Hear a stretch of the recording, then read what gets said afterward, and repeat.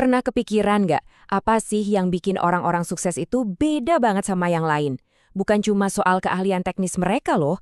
Jawabannya seringkali ada di sesuatu yang kita sebut soft skills. Hari ini kita akan bongkar rahasia di baliknya. Yuk kita mulai. Oke, pertanyaan pertama buat kita semua. Kalau kita jago banget di bidang teknis, katakanlah coding, desain, atau akuntansi, apa itu udah pasti jadi jaminan kita bakal sukses? Jawabannya, mungkin dulu iya, tapi sekarang udah nggak lagi. Di zaman yang perubahannya super cepat ini, cuma ngandelin hard skills aja tuh nggak bakal cukup buat bawa kita jauh. Ada komponen lain yang sekarang perannya jauh lebih penting. Dan komponen itulah yang kita sebut keterampilan lunak atau soft skills. Ini tuh ibaratnya lem yang bikin keahlian teknis kita jadi makin kuat, makin nempel, dan makin relevan di dunia profesional modern. Jadi, soft skills tuh sebenarnya apaan sih? Gampangnya gini, bayangin deh kemampuan kita buat ngatur waktu, bisa beradaptasi pas lagi ada masalah, dan jago kerja bareng tim. Tujuannya bukan cuma biar kerjaan beres, tapi juga biar hidup kita lebih baik, lebih produktif, lebih efektif, dan yang paling penting, kita ngerasa lebih sejahtera secara keseluruhan. Nah, yang menarik banget dari gambar ini adalah gimana ia ngegambarin soft skills sebagai sebuah jembatan. Keren kan? Coba lihat, di satu sisi ada pengembangan diri kita, di sisi lain ada tujuan dan kualitas hidup yang kita idamkan. Nah, soft skills inilah yang nyambungin semuanya, mulai dari karir, kesehatan mental, sampai hubungan kita sama orang lain. Nah, untuk ngerangkai semua ini, sumber pembahasan kita memperkenalkan sebuah filosofi yang keren banget. Namanya pendekatan ikhlas. Ini bukan sekedar singkatan biasa loh, tapi ini adalah sebuah pendekatan yang utuh yang mencakup integrasi nilai, keseimbangan emosi, hubungan sosial, latihan, analisis diri, sampai ke strategi praktis. Jadi, kita melihat pengembangan diri itu sebagai satu paket yang harmonis. Oke, sekarang yuk kita buka peta menuju suksesnya. Kita bakal bedah satu persatu keterampilan spesifik apa aja sih yang jadi toolkit penting buat kita, baik secara pribadi maupun profesional. Dan inilah dia petanya. Di sini tergambar dengan jelas 6 pilar kesuksesan.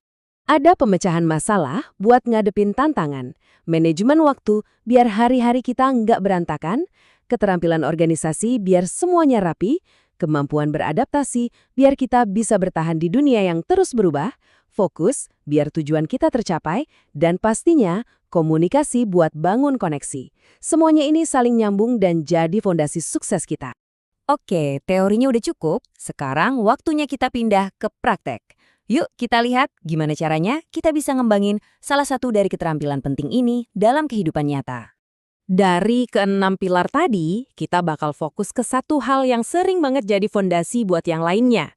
Dan jujur aja, jadi tantangan buat banyak orang. Manajemen waktu. Kalau kita bisa kuasai yang satu ini, wah, pintu buat menguasai yang lain bakal kebuka lebar. Siap? Ngatur waktu dengan baik, itu untungnya banyak banget.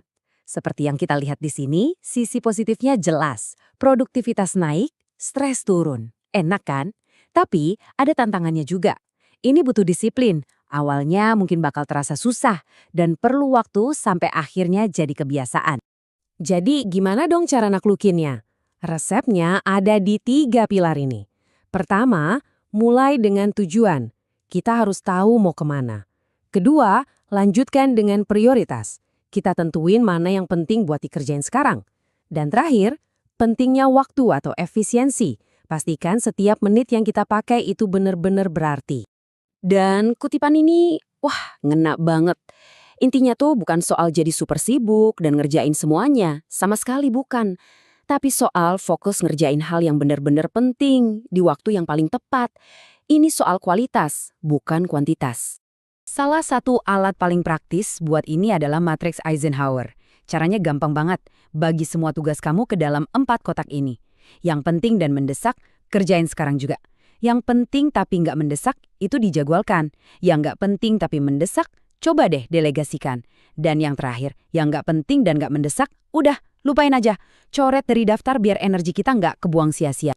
Oke, jadi pertanyaannya, gimana cara kita bisa benar-benar jago soal ini semua? Jawabannya sebenarnya simpel banget, dan ini jadi pesan utama dari pembahasan kita hari ini. Kuncinya ada di sini. Pembelajaran dan praktek yang berkelanjutan. Ingat ya, soft skills itu kayak otot. cuma bisa jadi kuat kalau dilatih terus-menerus. Bukan cuma dipelajari sekali, tapi dipraktekkan setiap hari secara konsisten. Nah, sebagai penutup, saya mau ninggalin kamu dengan satu pertanyaan. Dari semua keterampilan yang udah kita bahas, komunikasi, fokus, manajemen waktu, coba deh pilih satu. Mana satu keterampilan yang bakal kamu pilih buat mulai dilatih secara sadar minggu ini? Pilihannya ada di tangan kamu.